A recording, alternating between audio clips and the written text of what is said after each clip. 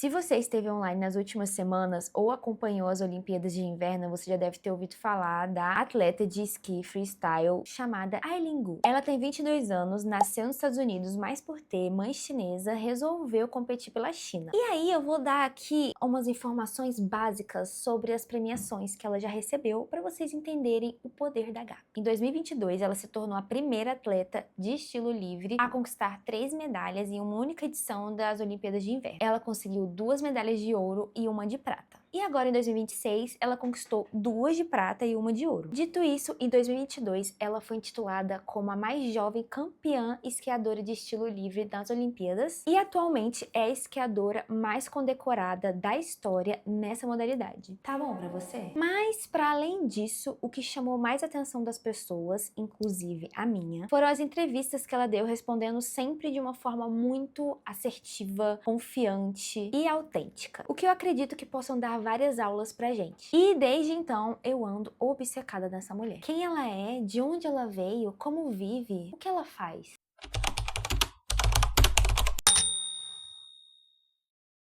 Vamos começar por um vídeo. Eu não vou colocar o vídeo aqui porque eu não quero correr o risco de direito autoral e o YouTube gongar meu vídeo que eu demorei 1 milhão de anos pra gravar e editar, beleza?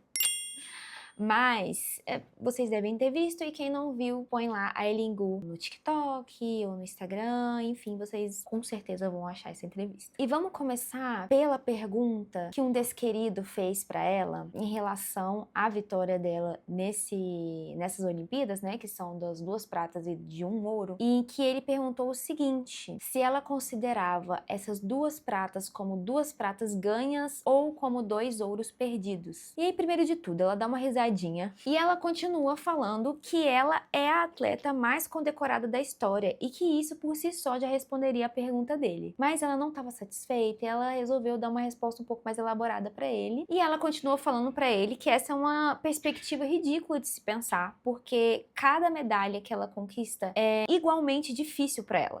Independente de prata, ouro ou bronze, em cada uma delas ela se dedicou igualmente, então elas são igualmente difíceis de conquistar. Ela diz que tá sempre fazendo o melhor dela e que isso já é o suficiente. Gostou? Quer mais? Você sentiu? Porque eu senti. E agora vamos ao que eu entendi dessa fala. Vou até pegar meu cafezinho. Meu café nunca é bom, gente. Primeiro de tudo, a risadinha que ela dá no começo, que pra mim é uma risadinha de quem está tranquila e confortável em si mesma. Aquela confiança que parecia, assim, que é como se tivesse uma barreira invisível, assim, que ela tava blindada, pra qualquer pessoa que tentasse diminuir ela de alguma forma. Nem que fosse com um comentário, uma perguntinha, assim, sutil. Isso não é lindo de ver? Ainda mais vindo de uma mulher? A gente que desde muito novos não temos a nossa confiança muito bem incentivada e desenvolvida como os meninos. Isso me fez pensar que quando a gente tem consciência e certeza do que nós somos, do que a gente faz, nenhum comentário vai deixar a gente em dúvida. E é tão raro ver isso, né? A pergunta desse cara foi bem intimidadora, e eu confesso que se ela fosse direcionada pra mim, por mais que eu tivesse confiante ali no momento, ela teria me abalado, sabe? Teria plantado uma duvidazinha em mim. Hoje, se fosse hoje, com certeza eu teria cambaleado e pensado, é verdade, né? Por que eu não pensei nessa perspectiva aí? Por que eu não pensei por esse lado? Ou então, será que eu devia estar comemorando tanto por terem sido 2 pratas e 1 ouro? Pois é, acho que você tem um pouco de razão. Gente, ela tava lá, feliz da vida, comemorando o copo cheio dela. Veio ele e mostrou, olha aqui, ó, o copo meio cheio. Mas o que acontece aqui, minha amiga, é que a diva tava tão segura de si, ela tava tão segura que tava segurando um copo cheio, que ela soltou até uma risadinha quando ela ouviu essa pergunta. Tipo, pergunta é essa? Tipo assim, óbvio que não. Inclusive, ela disse que nas Olimpíadas de 2022, ela já foi com a certeza de que nenhum resultado seria um fracasso pra ela. E que independente do resultado, o maior fracasso seria ela não ter tentado. E assim, é muito bonito ver o quanto que ela é carinhosa com ela mesma. Porque, assim, esse tipo de coisa, esse tipo de afirmações positivas, esse tipo de incentivo, é muito fácil a gente dar pra outras pessoas. Ainda mais quando são pessoas que a gente gosta. A gente não vai falar coisas ruins nessas horas pra essas pessoas, né? Então, ela falar isso pra ela mesma, eu acho muito legal. É muito mais difícil a gente ter esse tipo de carinho com nós mesmos, né? E ela fez isso desde a primeira Olimpíada. Talvez até antes das Olimpíadas, os treinos dela, porque eu vi ela falando sobre o passado dela antes das Olimpíadas, e assim, ela sempre fala de um jeito muito incentivador sobre ela mesma, muito positivo, otimista e confiante de que ela estava sempre fazendo o melhor dela. Então, acho que ela sempre se tratou assim, talvez. E aí, quando ela fala que cada medalha é igualmente difícil de conseguir, e ela fala que não importa, né, se são 2 pratas e um ouro ou 2 ouros e uma prata, eu entendi o quê? Que ela mede a vitória dela pela história dela, pelo estudo dela, pelo trabalho que ela teve, pelos treinos. Ela sabe que ela é merecedora dessas medalhas, e independente de qual medalha seja, ela recebe essas medalhas como uma comprovação de que o que ela fez foi suficiente. E ela tá em paz com isso. Olha que delícia, ela foi lá, fez o seu melhor e recebeu uma premiação por isso. O que eu senti também é que naquela fala ela não estava comparando o desempenho dela com o desempenho de outro atleta, no caso o que ganhou a medalha de ouro, né? Ela tá usando ela mesma como régua. E eu acredito que é daí que vem a tranquilidade e a confiança dela. Porque quando você olha para trás e vê todo o caminho que você percorreu e o quanto você se desenvolveu mês a mês, isso já devia ser um motivo para você se sentir orgulhosa e realizada com você mesma. Na entrevista, ela também fala sobre autoconfiança e de como ela constrói a dela dia após dia através de evidências. Quais evidências são essas? Os treinos dela, os estudos dela, o tempo que ela se dedicou, o dia que ela chegou mais cedo, o dia que ela saiu mais tarde. E ela tem consciência de todos esses esforços dela. E ela se valida muito por isso. E aqui eu não tô falando, né, gente, que a gente tem que fazer esse mega esforço igual o dela, chegar mais cedo, sair mais tarde e tal. Não tô falando sobre isso e medir o seu merecimento através do seu esforço. Mas eu quero lembrar mais da gente estar mais atento às coisinhas que a gente faz, sabe? Porque às vezes a gente tá sim se empenhando, fazendo o nosso melhor e a gente não valoriza isso. Teve uma entrevista também que ela falou sobre como é fácil duvidar de si mesma. Vou falar o que ela disse aqui. Ela falou assim: como uma mulher jovem, é fácil duvidar de si mesma. E tem muitas micro coisas externas que fazem a gente duvidar de nós mesmos e termos medo de tentar. E tem muitas micro coisas externas que fazem a gente duvidar de nós mesmas e termos medo de tentar. Por isso que tem tantas meninas que desistem dos esportes entre 11 e 14 anos. E o poder do esporte está em evidenciar ao invés de afirmar. Você não afirma para si mesma que consegue fazer algo. Você vai lá e faz de novo e faz de novo. Nem sei o que dizer. Apenas sentir. Ela disse que não tem como você mentir pra você mesma. Você sabe o que você fez e o que você não fez. Você sabe que você doou o seu melhor por dias e dias e meses e meses. Então, por isso ela foi tão assertiva na hora de responder o jornalista. Porque ela provou pra si mesma, dia após dia, que ela merecia aquela medalha. E essa certeza ninguém tirava dela. E agora me perguntando como ela consegue ser tão confiante e tão assertiva na hora de dar essas respostas. E aparentemente era dúvida de muita gente, porque uma jornalista virou pra ela e perguntou: você pensa antes de falar? Já que ela tava ali chocando todo mundo com esse poder dela de comunicação. Gente, é muito chique quem sabe se comunicar desse jeito, né? Plena. E aí, ela respondeu que é uma pessoa que pensa muito e que é uma pessoa que passa muito tempo dentro da própria cabeça e que não é um lugar ruim pra se estar. Ela disse que faz muito journaling, mas assim, basicamente ela escreve muito, né? Escreve muito em diário, essas coisas. Ela detalha e analisa muito bem os seus pensamentos e basicamente ela diz que consegue controlar o que ela é através dos pensamentos dela. Ela fala muito sobre neuroplasticidade. Eu a vi falando não só nessa entrevista que viralizou, né, das Olimpíadas desse ano, como eu já vi ela falando em outras entrevistas também. Eu não fui a fundo nesse negócio da neuroplasticidade, mas o que eu entendi é que o seu cérebro, né, com estudo e treinos e tal, você tem a capacidade de se desenvolver, de aprender coisas novas, de explodir seu cérebro de macaco louco. Foi isso que eu entendi. Se eu tiver errada, você me corrige aí, entendeu? Eu não pesquisei sobre mesmo não. Você quer que eu pesquise tudo também? Tô brincando, gente.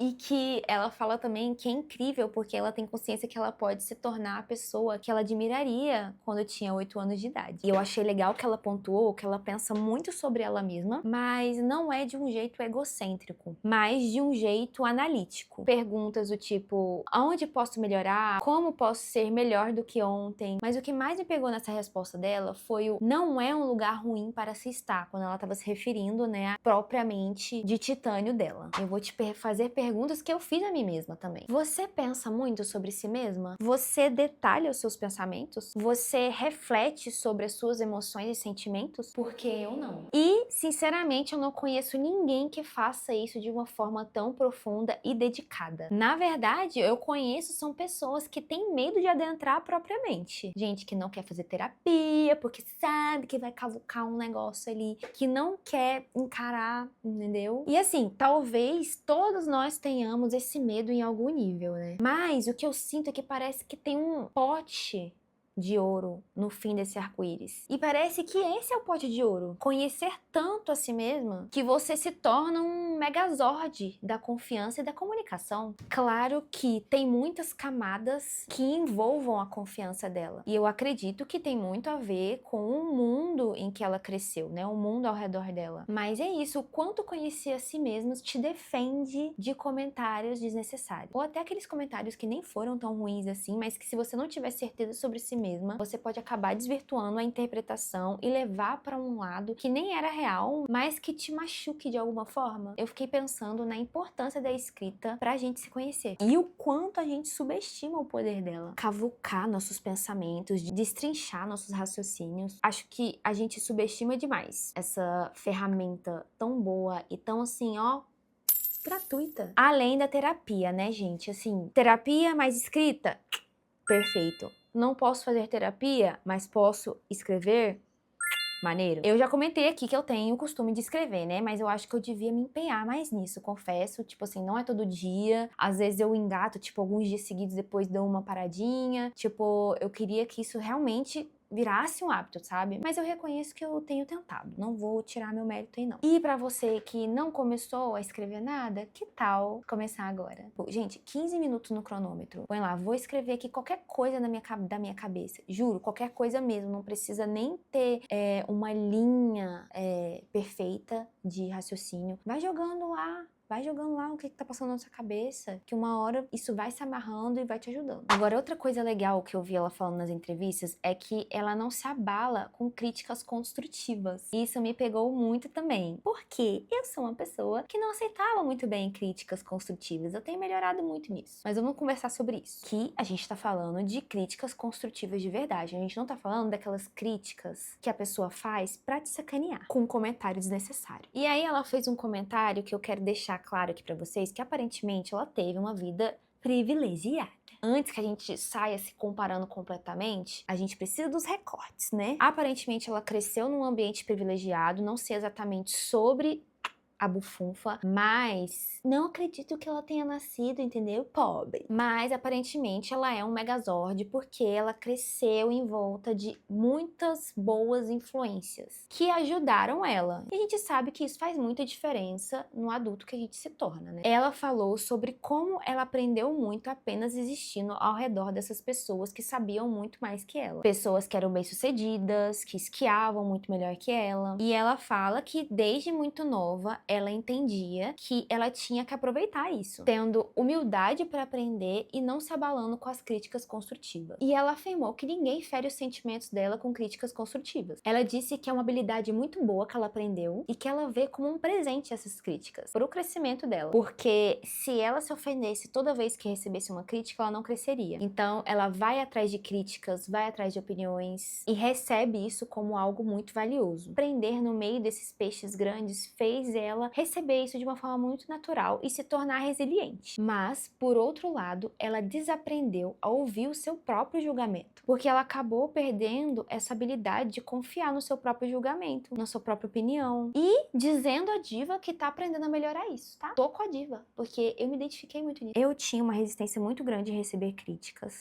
Sempre, por exemplo, que eu pedi uma opinião pra minha irmã sobre algum desenho ou algum trabalho que eu tava fazendo e ela me desse uma resposta que não era que eu tava esperando, eu recebi aquilo como assim, você é horrível, você não sabe o que tá fazendo, seu trabalho é uma bosta, entendeu? Eu já convertia pra isso. E chegou um momento também que eu senti que eu tava dando tanta importância pra opinião dela que eu tava invalidando a minha. Eu só queria validação externa o tempo inteiro e isso tava me frustrando muito. Então foi quando eu comecei a trabalhar mais a minha autocrítica e a aceitação da opinião alheia, da crítica de outras pessoas. Então, eu pergunto o que ela acha, que assim, tem várias coisas que ela faz melhor que eu e tal, e eu acho legal perguntar pra ela. Então, eu pergunto o que ela acha, absorvo a opinião, e aí eu me pergunto o que eu acho. Então, eu tô sabendo fazer esse equilíbrio do que realmente é real, do que realmente ele possa ser, sei lá, uma falha técnica, e do que é, sei lá, algum tipo de orgulho meu, ou algum tipo de preciosismo, ou também saber identificar o que pode ser um gosto dela e um gosto meu. Às vezes ela tá dando uma crítica baseada em um gosto dela, que às vezes não condiz com o meu, e eu posso fazer esse balanço e entender que no final é o que eu quero. E aí no final dá tudo certo, eu fico mais confiante comigo mesma e orgulhosa de ter me ouvido. E aí, por último, vamos falar sobre quebra de expectativas dos outros, no caso. Outra coisa que me chamou a atenção nas entrevistas dela foi ela falando sobre esse lado dela ligado à moda. Pra quem não sabe, desde cedo, acho que parece que com 15 anos, ela já foi chamada pra desfilar, ou foi pra alguma campanha.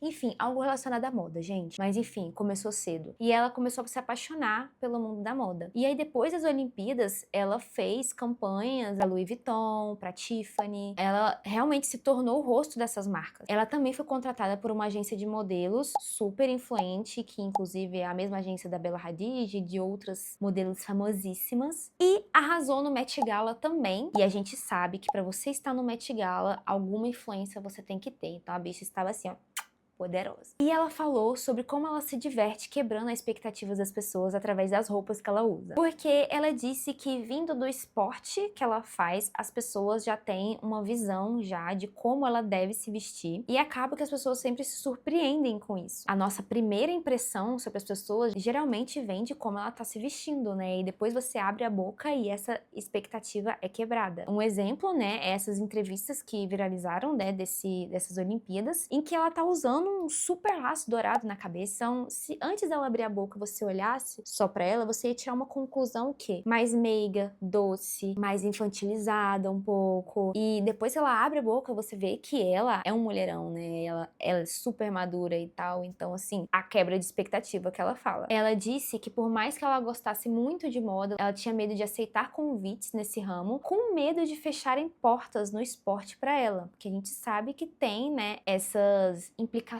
sociais no meio. Então ela decidiu encontrar uma interseção, né, com pontos em comuns entre a moda e o esporte. Então ela começou a usar macacões mais personalizados, ela conseguiu ser fiel a ela mesma e dizer um sim que fosse mais alinhado com os valores dela. Ela fala sobre você não precisar escolher apenas uma coisa que você gosta para fazer durante a sua vida, e que você pode encontrar a interseção entre eles e fazer disso o seu poder, a sua força. E se as características que você está tentando suavizar, na verdade, forem um ponto forte ou uma vantagem sua? Eu te pergunto, quantas atletas você vê por aí que são modelos também? Se alguém conhecer, comenta aqui que eu quero saber, tá? Porque eu não conheço, provavelmente tem, né, gente? Mas, assim, não é comum, né? Não é comum a gente ver. E é exatamente isso que torna ela diferente na visão das pessoas, na visão do mercado. E aí, foi por ela ser fiel a ela mesma que ela conseguiu criar a própria autenticidade e render, ó, milhões pra ela mesma. Porque a diva tá por aí, tá lucrando os milhões delas em eventos e campanhas de moda. Mas sobre a autenticidade a gente já conversou, né? Gente, é isso por hoje. Fico por aqui. Olha, já deu 1 hora de gravação aqui. Eu vou sofrer depois pra editar. Inclusive, vocês elogiam muito a edição dos meus vídeos, né? Justamente porque eu acho que eu sou muito criativa nessa parte de colocar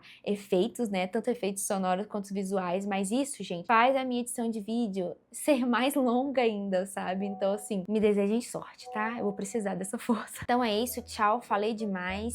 Espero que vocês se inspirem muito na diva. Eu realmente fiquei obcecada na gata e na mente de Megazord dela. E espero que essa conversa aqui tenha aberto mais uns portais na mente de vocês, assim como abriu na minha. E se você gostou do vídeo, deixa um like aqui pra mim, compartilha com as amigas, com os amigos e deixa um hype pra mim também. Gente, o hype é muito legal, sério. O YouTube entende que esse vídeo é hiper mega mega legal e ele dispara pra todo mundo logo no começo, sabe? Logo nas primeiras horas de postagem. Então, isso me ajuda muito também. Eu agradeceria se você fizesse isso, tá bom? Obrigada! E pra você que ficou aqui até o final e quer me mostrar que nós somos mais que friends, nós somos amigas, comenta aqui embaixo com um dos emojis de ou botinha de esqui ou de diamante, pra gente lembrar do diamante da temporada, que foi a Eileen Gu. Então, um beijo pra vocês e até a próxima. Tchau!